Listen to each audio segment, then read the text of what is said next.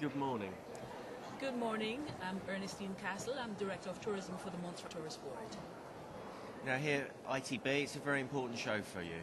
Almost certainly, this is one of the key European travel shows that we attend. It's possibly the only travel show that we attend in this side of the hemisphere, and it's very important for us because it gets us in touch with all of the, not only the consumers, but the travel trade as well for the European market. And what are you hoping to achieve over the next 4 to 5 days here at ITB? We're hoping to bring greater awareness of Montserrat as a travel destination to both consumers and the travel trade as well. It is important for us to get this message out because, as you know, we are now recovering from volcanic activity, which kind of decimated our tourism industry. We are now rebuilding, and we're hoping that we will get the word out. We're still a unique travel destination, and we want people to come and see it for themselves. And what kind of plans do you have in place to rebuild your travel and tourism economy over, say, the next decade or even longer? It will take a lot longer than 10 years. As a matter of fact, we're now in the process of building tourism products so that when people get to Montserrat, there are things that are very interesting for them to do. For example, we have rebuilt our hiking trails, which are very, very popular with visitors.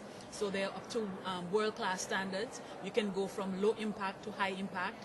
We are now in the process of building a volcano interpretation center, which talks about the scientific side of volcanic activity, as well as the social effects of volcano on Montserrat.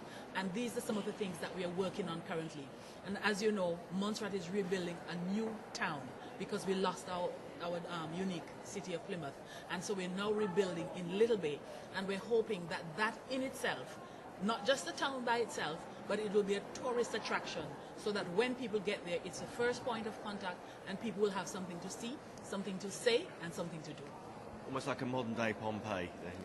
Well, we have the modern-day Pompeii in Plymouth, which is on the other side of the island, and we're hoping that we'll be able to do tours into that someday so that people get an understanding of what we lost, where we've come, and where we're headed.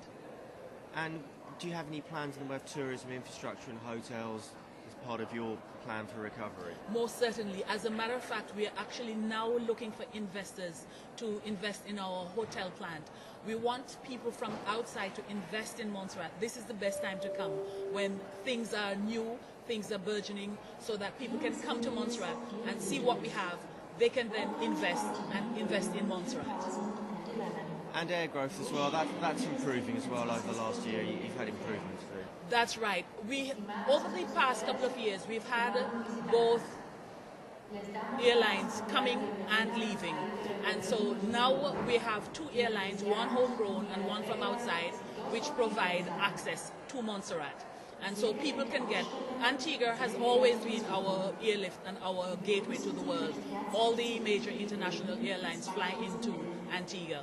And so it's 15 minutes from Antigua to Montserrat after that. Okay, Ernestine, well, thanks very much for joining us today on Breaking Travel News. Thank you ever so much for coming to see us and telling the world about us. Okay.